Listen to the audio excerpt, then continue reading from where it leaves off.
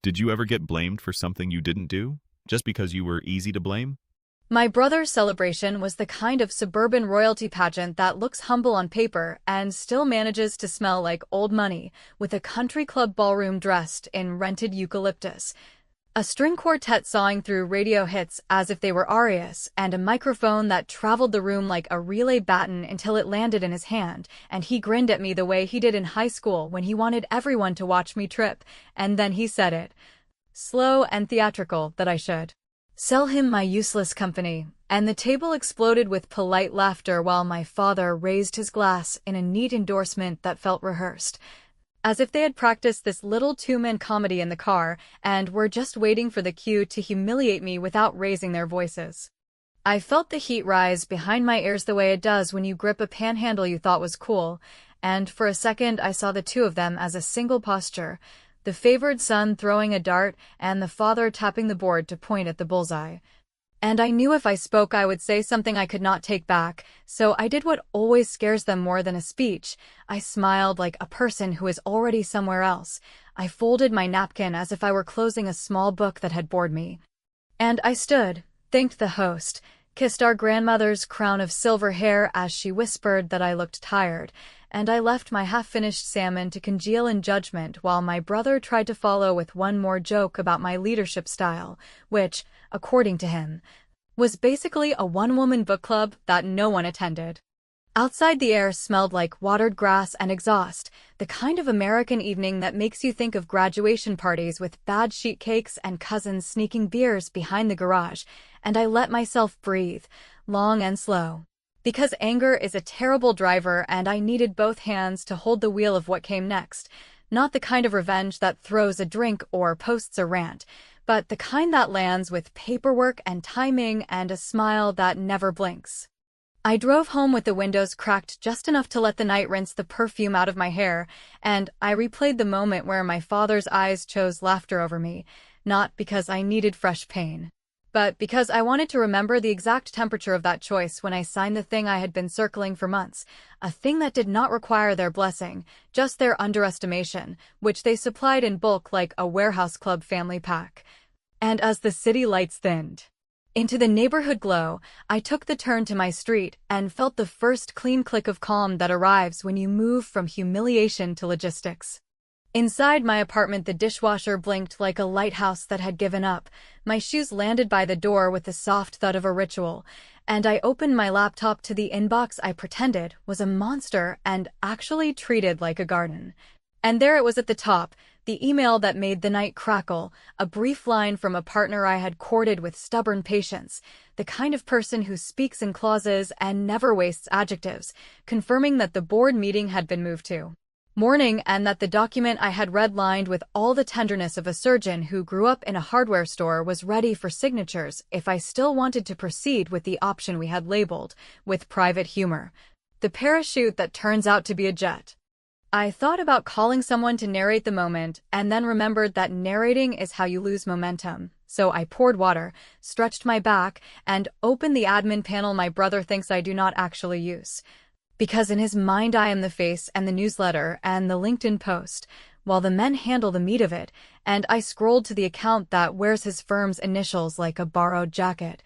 The little sandbox access I had granted months ago when he wanted to impress a client with my dashboards, a favor that turned into a habit because golden boys love free samples, and I hovered over the toggle that would revoke his credentials with a single click and replace his welcome screen with a short message that read, as plainly as the weather, please contact your account manager, followed by my full name and title. It was not the kind of victory that gets confetti, but it was honest and clean and funny in a way that warmed me from the inside, the way a good comeback lands 5 minutes after the argument and still counts, because revenge does not need symbols. It needs precision, and I added a small flourish that felt like good manners, a scheduled email to his head of operations for early morning with a note that their trial courtesy had expired and that any continued access would require a commercial agreement at the new pricing tier, which, to be helpful, I outlined with bullet points that were polite enough to be frameable and firm enough to be unmistakable. Then I opened the draft to the board chair who had once told me I was too nice to lead a roll-up, and I wrote in that measured, slightly amused voice I save for lawyers and surgeons, confirming my readiness for the option exercise and the change of control provision that would, if executed, place my name exactly where certain men in my family believed it could never belong, and I attached the numbers written in words for clarity. Because the world loves to pretend numbers are facts and then argue about their tone, and I felt that old kid version of myself who once sold lemonade in winter smile at the audacity of offering something people need precisely when they do not expect to need it. Before I hit send, I let myself imagine the room tomorrow, not the shouting, but the silence that comes after a clean reveal, the moment where a joke collapses under its own weight and the punchline turns out to be a contract, and I clicked the toggle. Watched the access switch from yes to no like a traffic light changing at an empty intersection, and I pressed schedule on the email that would greet my brother's team with the kind of sunshine that makes you squint, and I set my alarm for a time that sounds like ambition, and as the apartment settled into the small creaks that tell you a building is breathing, my phone buzzed with a message from an unknown number that contained a single sentence about the board's appetite for speed. And I stared at it long enough to feel a thin slice of fear alongside the thrill, because power has a way of asking you if you can hold it without breaking, and I typed 3 words that would decide whether I merely survived tonight or rewrote the next decade, then stopped, inhaled, and left the cursor blinking like a heartbeat at the edge of a decision. I did not sleep because sleep is what you do when the story has stopped moving, and mine was crawling forward with the slow authority of a freight train. So I brewed a pot of coffee that tasted like stubbornness and opened the files no one in my family believes I understand, the ones where the pulse of my so-called useless company lives, and I began retracing the map that had brought me here. A map drawn in the dull pencil of unsexy work, month by month and contract by contract, until you look up and realize that the thing everyone mocked as a hobby holds the pipes that keep their glamorous fountain running. And I could almost hear my brother's voice performing that joke about my little newsletter while I scrolled through the dashboards that certify compliance for his biggest accounts, the real, boring, indispensable certification that lets his team keep a lucrative client without flunking an audit. People like to imagine companies as ideas, but in practice they are permissions, renewals, and thresholds. And somewhere between hiring my first engineer and canceling my 3rd office plant, I ended up owning the rails for a verification layer everyone uses because it is cheaper and faster than building their own.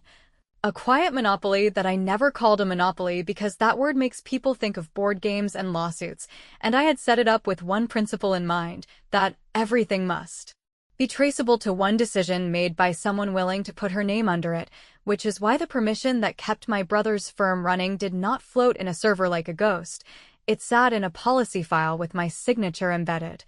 Renewable on a schedule my operations lead could recite in her sleep, and right now, as midnight slipped into morning, I was that someone. And the renewal date for his biggest client sat like a patient tiger inside the calendar block we had annotated in careful, lawyerly words as subject to change upon material risk. I thought about the night 2 years ago when he came to my office flashing a smile that belonged in real estate brochures and asked for a demo he framed as a favor to help him land a whale. And I gave him a trial like any other prospect because I still wanted to be the kind of sister who could hold family and business in the same hand without dropping either, and the whale became a client, and the client became a renewal machine. And the renewal machine rolled forward while he told people that I ran a nice boutique for data hygiene, which is the corporate way of calling a woman a tidy hobbyist, and I let it slide because there is a difference between correcting a man and collecting his future. The email from the board chair sat open like a well-lit door, and I typed the 3 words I had held back at the end of the first episode of this long family comedy, I am in, and the moment I pressed send I felt a shift like a plane's wheels lifting from the runway. Not because I believe in magic emails, but because the option agreement was real and current and papered with the kind of signatures that make judges nod, an instrument we had engineered months ago when a distressed fund wanted out of their position in a holding company that, through 2 boring subsidiaries, managed the very compliance exchange my platform plugged into, And by taking that option, I was not buying a trophy. I was buying the lock on the only gate that mattered.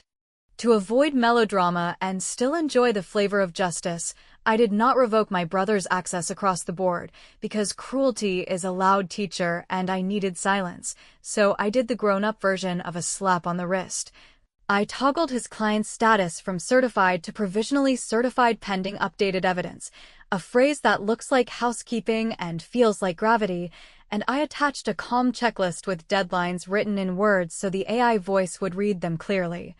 And I set the follow-up to fire at first light from my account manager's inbox so it would look like process rather than vengeance, even though vengeance hummed in my throat like a low song I did not dare sing out loud. While the option paperwork routed for signatures in the secure portal we pay too much money to use because privacy is cheaper than lawsuits, I opened the back channel with the client's head of compliance, a woman named Mariah who reads emails like a detective and speaks like a swim coach, and I told her, in plain language, that recent changes in the risk environment required a tighter standard for a temporary period, which meant we would need fuller evidence from their vendors, and I asked one leading question about the gaps she had flagged during their last audit, gaps my brother had fogged with charm and a slideshow, and I promised her support while making no promises to him, because you build power one honest ally at a time, and you cash it in when men who laugh at you are not looking. By the time the sky outside my blinds paled to that tired blue that belongs to airport mornings and new laws, the signatures had come through with a polite chime that sounded almost domestic, and the change of control clause folded itself into place so neatly that I felt a flash of worry at how easy it is for a life to tilt when a few people agree on a document. And I printed the confirmation to mark the moment with paper like my grandfather used to do when he paid off a car, and I slid it into a folder with my name on the tab, not because I needed to see my name, but because they did, and I wanted the reveal to feel as tangible as a mortgage.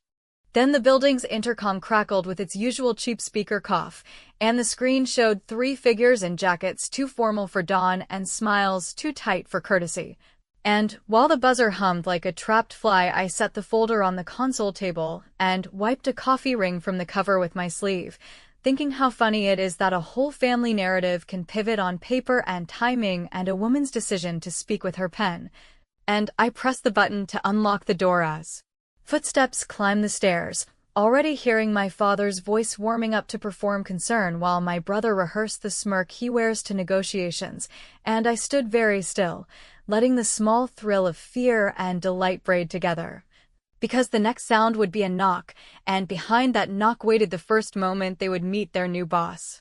The knock landed with the practiced rhythm of people who are used to being admitted on arrival, an expectation wrapped in sound, and when I opened the door my father led with that brisk brand of concern that smells like cologne and boardrooms, asking if I was all right after my little exit, while my brother drifted past him on a current of entitlement, scanning my place for signs of chaos the way a realtor looks for water damage, and behind them hovered his operations lead, a careful woman who had already checked her phone twice in the hallway and now held it like a thermometer that kept producing a fever. I stepped back to let them in, watching my brother decide where to sit based on which chair would make him look most in charge, and, before his chosen monologue could properly inflate, my father took the conversational wheel, explaining with a half-smile that families tease because they love, that business is a sport that rewards thick skin, and that the smart move this morning would be to sign a friendly family arrangement, so his golden project could stabilize its dependencies, a phrase he delivered with the same gentle menace he used when I was a teenager and missed curfew, and I saw the script, the part where I fold in the name of harmony, the part where a woman in this household performs sweetness while surrendering leverage. And for the first time in a long time, I felt compassion for my past self who never knew where the exits were. Because a reveal tastes better when it is unhurried, I offered coffee and let the kettle hum like a polite engine while my brother filled the apartment with his voice, pretending to reassure me as he casually asked for a brief extension on those settings. That had suddenly changed overnight, the way people request a rain delay when the field turns against them, and he tried to make the ask sound like a favor to me, implying that if I cooperated he could pull me in on a new client that would make my little platform look like a grown-up, and I watched his operations lead swallow hard because her phone had just displayed the phrase provisionally certified pending updated evidence, and she understood what he refused to read.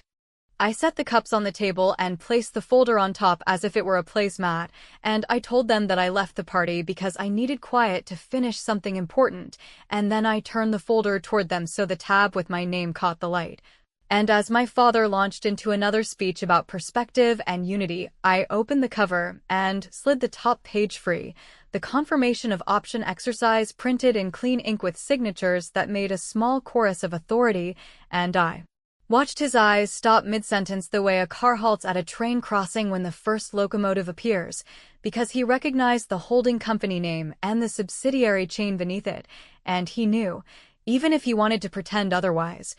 what gate that document now locked. My brother leaned in with a squint he reserves for restaurant checks and legal threats, and for a moment he looked very young, a boy trying to read a future that no longer put him at the center, while his operations lead did quick geometry in her head,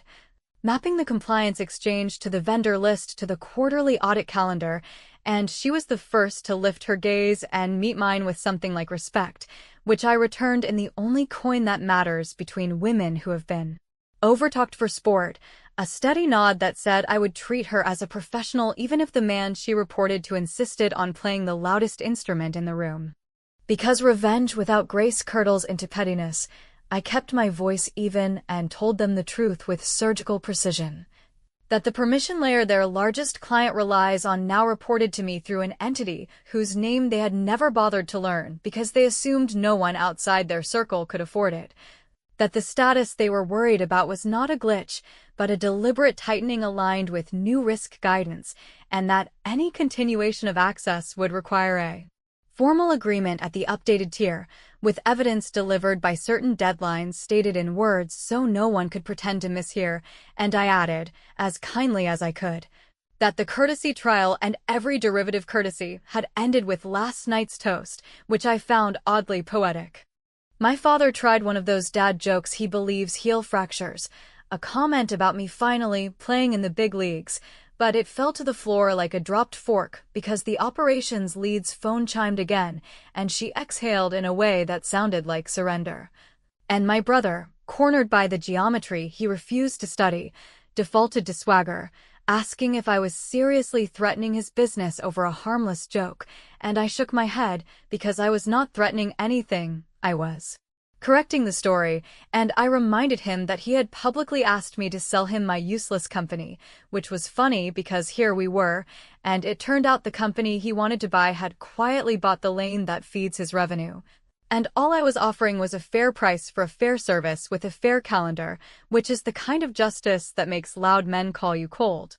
To season the moment with humor rather than gloating, I reached into the folder and produced a clean one-page memorandum drafted in the neutral tone of a well-raised guillotine.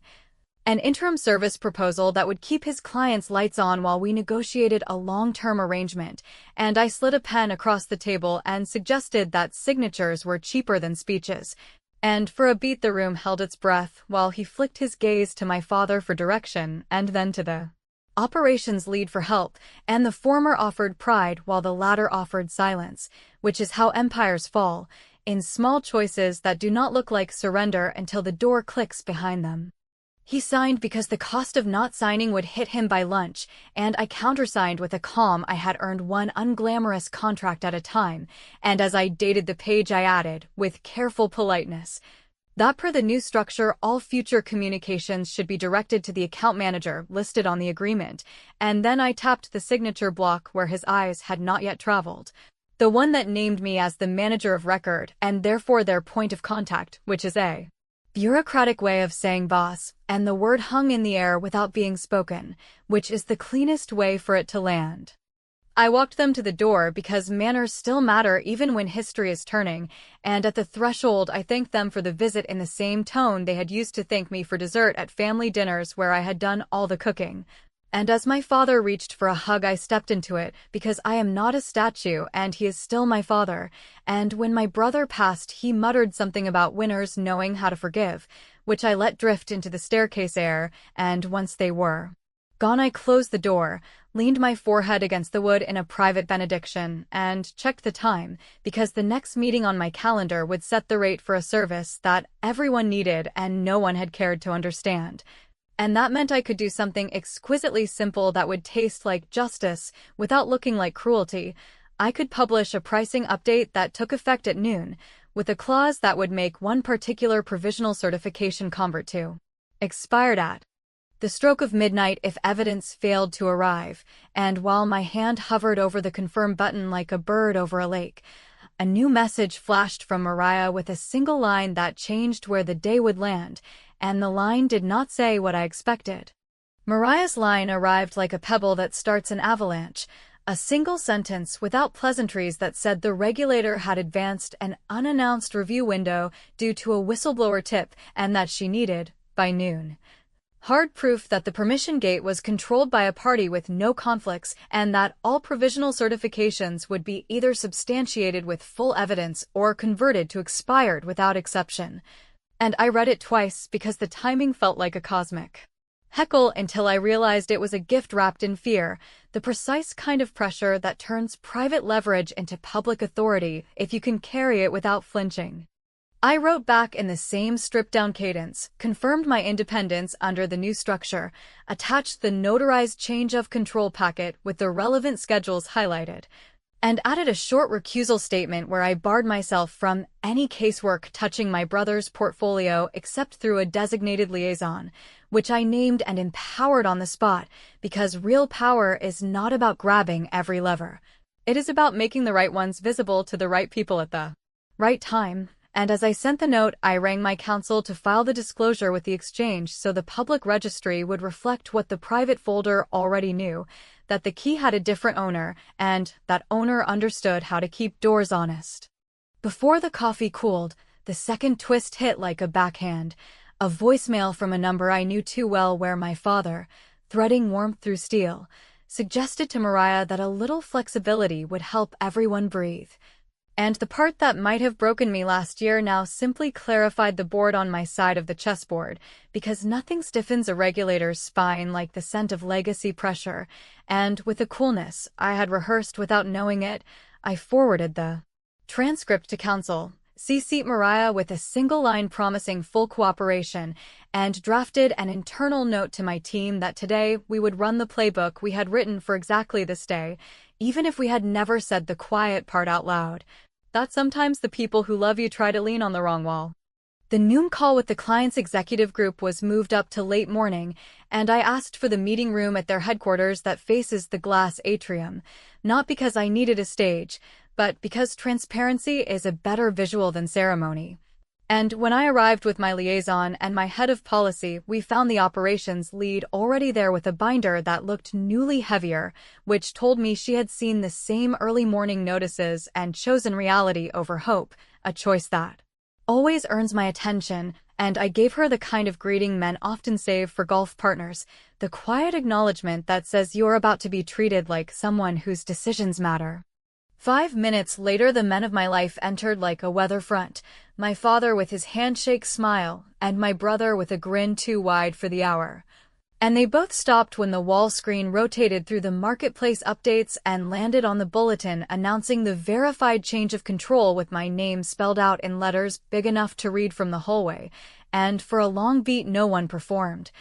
Because there is a special kind of silence reserved for moments when the story you told about a woman meets the sentence she wrote for herself. I opened with housekeeping because it disarms people who came for theater, confirmed the regulator's window, laid out the checklists in words for the AI note-taker, and explained, evenly and without vinegar, that provisional certifications across the exchange would convert to expired at midnight unless substantiated, that emergency waivers were available only for vendors with clean histories and fresh evidence, and that, in the interest of continuity,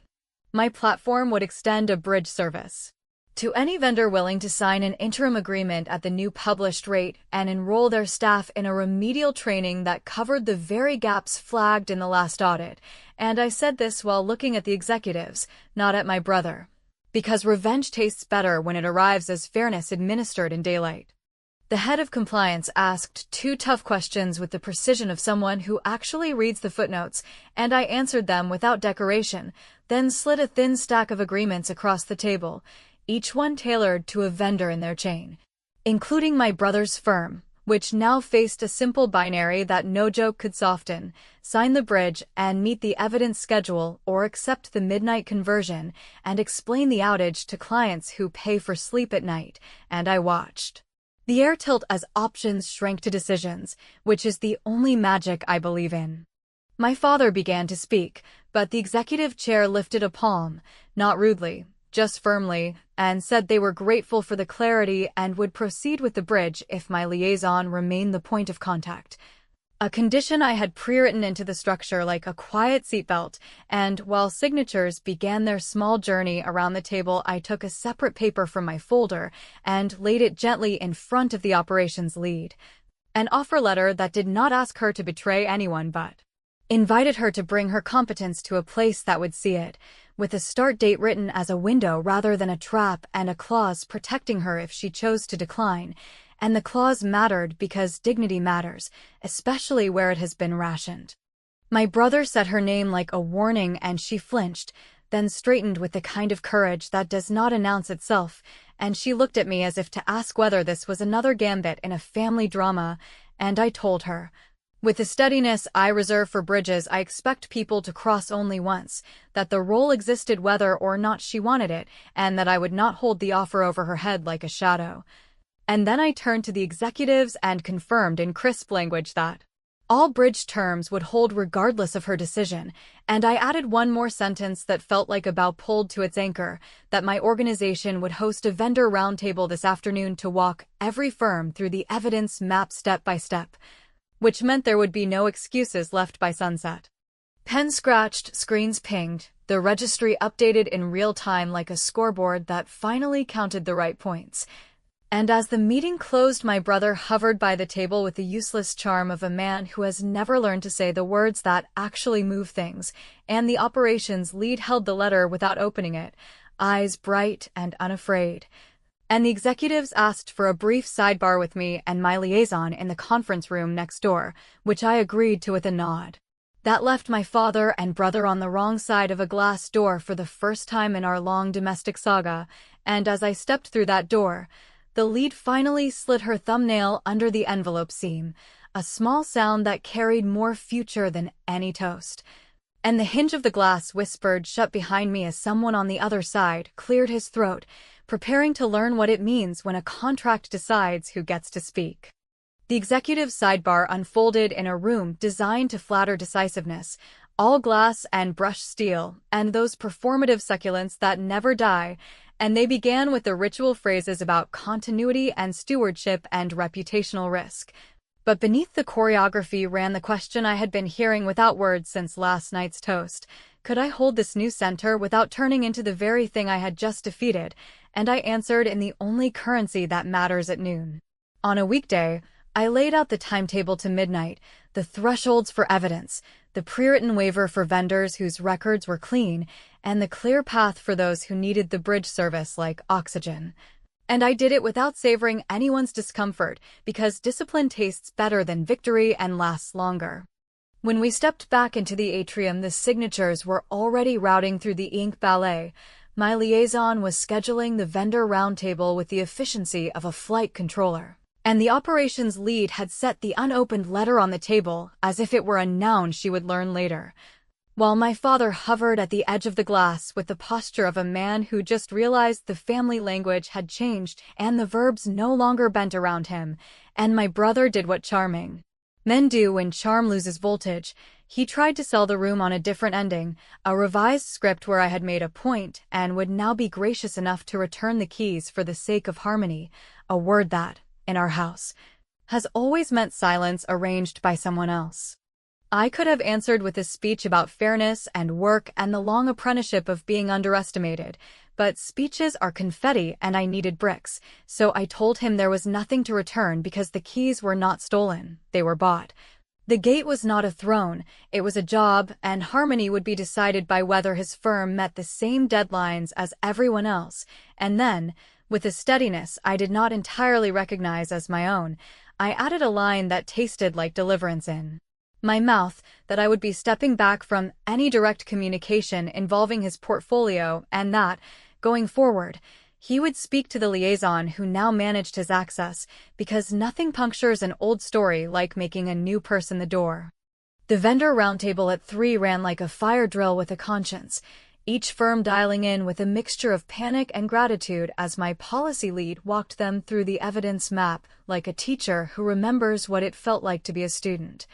And halfway through I saw the operations lead's name pop up in the waiting room, then disappear, then return, and when she finally joined she kept her camera off and asked 3 questions so focused and practical that the chat panel filled with a chorus of relieved thank yous, and after we wrapped she sent me a direct note that said she would not be taking the offer, at least not yet, because her team needed her through the audit window and because, while she appreciated dignity, she had built her own. And she wanted to stand it up in plain sight before moving it, and I respected that so hard it felt like a bruise pressed by a friend. By late afternoon the regulator's portal displayed a grid of green and amber like a suburb at dusk. The emergency waivers had gone only to firms that could carry them, the bridge agreements were countersigned without mystery. And the only square still blinking red belonged to my brother's outfit, not because I had tightened the screws out of spite, but because the file he kept calling a formality contained exactly the gaps Mariah had flagged last quarter when he had answered with a slideshow and a smile. And as the clock marched toward evening, I sent him one last message that said, with no vinegar and no apology, that the grace window would close at midnight and that I hoped, for his client's sake and for his own, he would let the operations lead run the work instead of the narrative, and I pressed send with the strange mercy of someone who has finally stopped arguing with ghosts. And still there was the matter of family, which does not dissolve under the heat of good governance, so I met my father for coffee in the lobby where the lighting is designed to flatter the weary. And he opened with the question that had been crouching behind every other sentence. When had I decided to do this? Meaning, when had I decided to stop asking for a seat and build the table? And I told him the truth that would land gently enough to be remembered without being forgiven, that I had decided the first time he laughed to keep the room smooth, and that last night simply gave the plan a dress rehearsal, and then I watched his face try on a dozen responses before he settled on the only one that could live in daylight. He said he was proud. And I said I believed him, and we let that strange piece sit between us like a small animal we were both afraid to spook. At 10 minutes to midnight, I was alone at my desk with the dashboard dimmed to its night colors, the bridge humming, the registry calm, and the red square still red, and I hovered over the manual override not because I intended to use it, but because power always asks whether you will be the exception you swore you would not be, and I thought about a little girl who used to count ceiling tiles at night and make bargains with the dark, and I thought about a woman who had learned to write the bargains down and ask other people to sign them, and I let the second hand travel the long curve without touching anything, and when midnight arrived it did what midnights do, it kept its promise without making a sound. In the morning, headlines would not care about any of this, because the world is busy and my company still looks boring from far away. But inside the phones of people who matter there would be quiet acknowledgments and a new habit of saying my name when discussing the gate, and my brother would either steady his firm or sell it. And my father would either edit the family story or repeat it to a smaller audience, and as for me, I would take the elevator to a floor that had always pretended not to see me, sit at a table built from paperwork and patience, and decide one more policy that would make strangers' lives slightly less chaotic, which is not a cinematic ending, but it is an honest crown, light enough to wear and heavy enough to mean something. And somewhere between the lobby and my office I would pass a mirror and choose not to look, because I already know the answer to the question people will keep asking me for a while, whether I planned it like a chess prodigy or just reacted like a woman who finally got tired of being funny, and I will let the not knowing do its quiet work in their heads, because the point of a good story is not the victory shot, it is the way the light stays strange afterward. How even the winners find themselves whispering, just a little, about what it cost and what it changed and what, exactly, comes next.